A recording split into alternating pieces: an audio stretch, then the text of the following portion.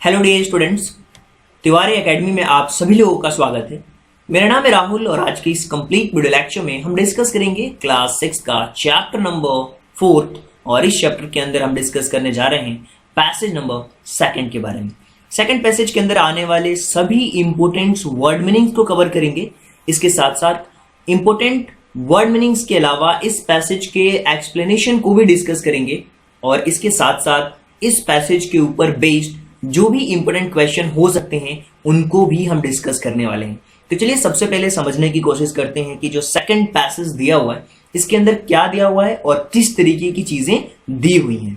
अगर हम second passage की फर्स्ट लाइन में देखें तो यहां लिखा हुआ है, after a bachelor of science degree in aeronautical engineering against great opposition from her father she went for a master degree to the United State of America. After bachelor of science degree यानी कि aeronautical engineering में bachelor of science degree के बाद उनके पिता के अत्यधिक विरोध के बावजूद वह कहाँ गई? USA, United State of America गई। वह संयुक्त राज्य अमेरिका में मास्टर डिग्री करने के लिए चली गई। She went for a master degree to United State of America. Right, तो यहाँ पे आप देख सकते हो बहुत अच्छी तरीके से कि एक मीनिंग आ रही है, वो है एरोनॉटिकल इंजीनियरिंग। अब ये क्या होता है? एरोनॉटिकल इंजीनियरिंग क्या होता है? देखिए, एरोनॉटिकल इंजीनियरिंग के बारे में अगर आप समझने की कोशिश करें तो एरो का मतलब होता है ऐसी साइंस की डील जो एयरक्राफ्ट से रिलेटेड हो, उसके ऑपरेशन से रिलेटेड हो, उसको हम एरोनॉटिकल कहते हैं। Science dealing with the operations of aircraft, जो भी ऑपरेशन जो होते हैं जो एयरक्राफ्ट में होते हैं, ऐसे साइंस को हम एरोनॉटिकल साइंस कहते हैं। राइट, एरोनॉटिकल इंजीनियरिंग में उन्होंने डिग्री ली थी बैचलर ऑफ साइंस की। राइट, अब यहाँ पे नेक्स्ट लाइन में हम समझने की कोशिश करते हैं कि क्या लिखा हुआ है। She later earned her PhD in aerospace engineering. Kalpana Chawla was the first Indian American women astronaut to blast off from the launch pad at Cape Canaveral, Florida and participate in the successful mission in the space. Right, अब यहाँ पे एक चीज मैं आपको बताता हूँ, आप बहुत अच्छी तरीके से इन चीजों को आप समझ पाएंगे। She later earned her PhD in aerospace engineering. इसका मतलब क्या हुआ कि जैसे ही उन्हें एरोस्पेस में पीएचडी की डिग्री हासिल की उसके बाद she later Kalpana Chawla was the first Indian American women. जो कल्पना चावला थी वो क्या थी? First Indian American women. वो ऐसी जैसे उनको पीएचडी की डिग्री हासिल की, कल्पना चावला फ्लोरिडा का जो कैंप था, कैंप कार्निवल में जो लॉन्च पैड से उड़ान भरने वाली अंतरिक्ष में एक सफल मिशन में हिस्सा लेने वाली और सक्सेसफुल मिशन में हिस्सा लेने वाली पहली इंडियन अमेरिकन वुमेन थी। अब यहाँ पे ब्लास्ट ऑफ का मतलब होता है जैसे लॉन्च पैड होता है ना, जो लॉन्च पैड से उड़ान भरना होता है, उड़ान। ब्लास्ट ऑफ का मतलब होता है उड़ान भरना, मतलब एक विंड की दिशा में जाना, हवा में उड़ान भरना जिसको कहते हैं। और sudden and violent gust of wind यानी हवा में उड़ान भरना, उसको कहते हैं ब्लास्ट ऑफ करना।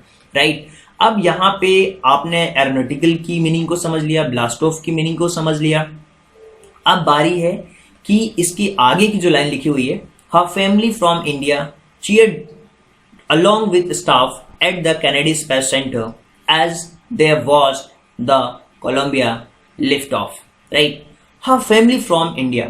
उनके जो परिवार था, उनका जो परिवार था इंडिया से, cheered along with staff.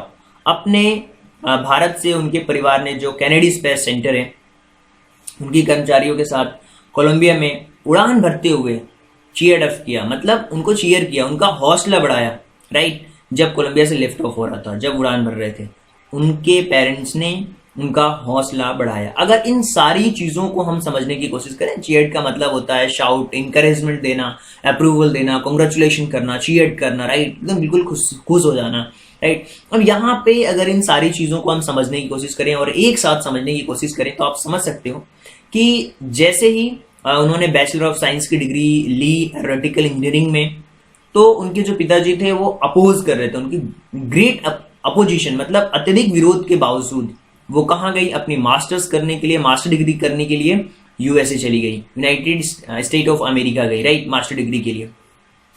और जैसे ही उन्हें एरोस्पेस इंजीनियरिंग में पीएचडी की डिग्री मिली और उसके बाद वो इंडियन अमेरिकन पहली ऐसी वुमेन बनी जो कल्पना चावला आप कह सकते हो कि जो फ्लोरिडा के कैंप कैर्नवल लॉन्च पैड से उड़ान भरने वाली, फ्लोरिडा जगह है, फ्लोरिडा से जो कैर्निवल हो रहा था उसमें पार्टिसिपेट करने वाली एक सक्सेसफुल मिशन, स्पेस के किसी सक्सेसफुल मिशन में हिस्सा लेने वाली पहली भारतीय अमेरिकी महिला अंतरिक्ष यात्री थी।